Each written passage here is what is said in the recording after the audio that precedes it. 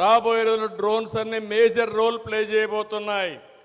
అందుకని ఓర్వకల్లో డ్రోన్ సిటీనే పెట్టి భారతదేశంలో మొట్టమొదట డ్రోన్ సిటీ ఓర్వకల్లో వస్తుందని చెప్పి కూడా నేను మీకు తెలియజేస్తున్నా.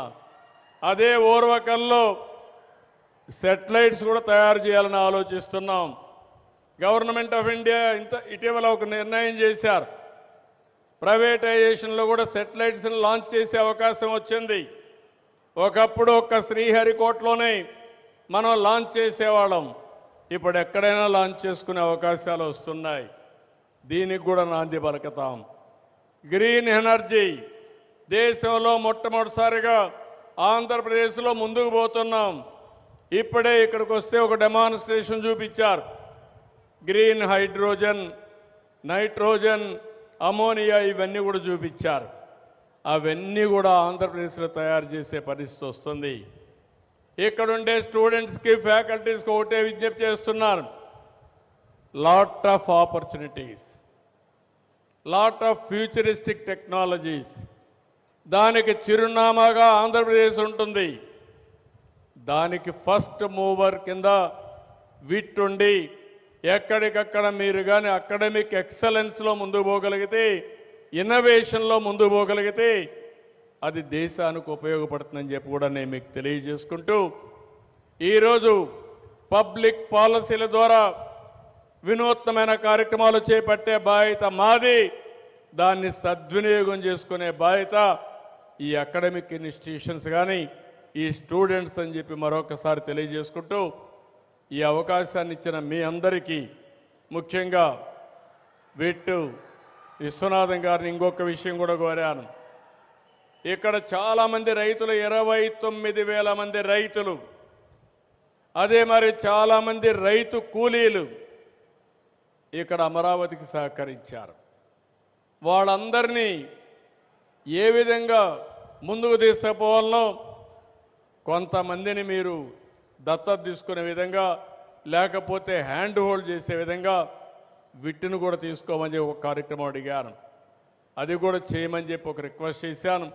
అదే మరి ఇంకొక పక్కన skill development, technology penetration, online offline training కూడా పెట్టని చెప్పి కోరాను. ఇవన్నీ కూడా ఆలోచిస్తామన్నారు.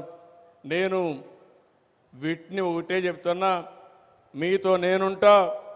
ఈ రాష్ట్ర అభివృద్ధికి, ఈ దేశ అభివృద్ధికి మీరు సహకరించండి.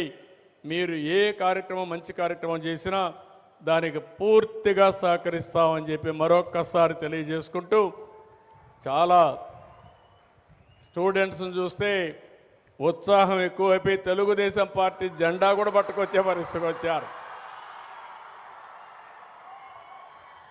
అంటే మామూలుగా యూనివర్సిటీలు జరగవు, కానీ జరగకూడదని నేను కోరుకుంటున్నా. ఆ ఉత్సాహం అవసరం లేదు. కానీ నేను మిమ్మల్ని కోరేది ఒకటి, మీరు రాజకీయాలు అవసరం. ఎందుకంటే రాజకీయాలు లేకపోతే అభివృద్ధి లేదు. మీరు చూశారు 2019లో మళ్ళీ కానీ తెలుగుదేశం గెలుసుంటే ఈరోజు విట్టెట్టుండేదో ఒక్కసారి ఊహించుకోండి. That is power of public policy. ఈరోజు వచ్చాం. ఈరోజు మీరు చూడబోతున్నారు, ఎగ్జాక్ట్గా 7 సంవత్సరాల్లో 50,000 మంది స్టూడెంట్స్తో విట్ కళకళలాడబోతుంది Amaravati. That is the target I have given for him.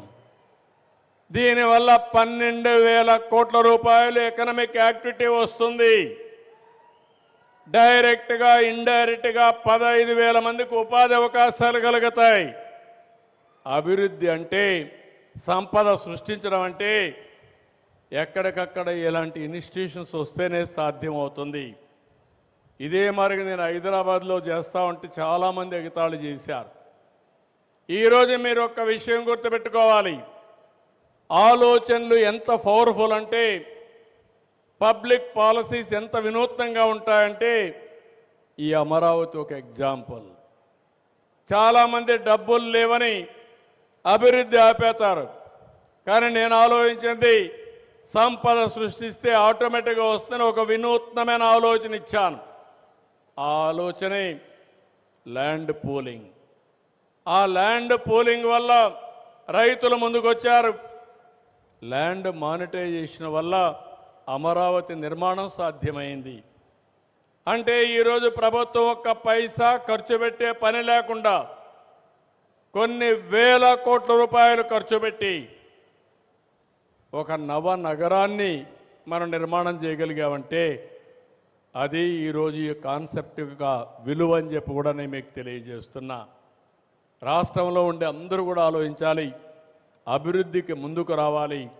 అభివృద్ధి వల్ల సంపద సృష్టించబడుతుంది, సంపద వల్ల ఆదాయం పెరుగుతుంది, దానివల్ల మళ్ళా సంక్షేమ కార్యక్రమాలు కానీ ప్రజల సాధికారత సాధ్యమవుతుందని చెప్పి తెలియజేసుకుంటూ మరొక్కసారి ఇలాంటి బ్రహ్మాండమైన కార్యక్రమానికి వచ్చిన స్టూడెంట్స్ అందరినీ పేరు పేరున అభినందిస్తూ అందరికీ నమస్కారాలు. Thank you.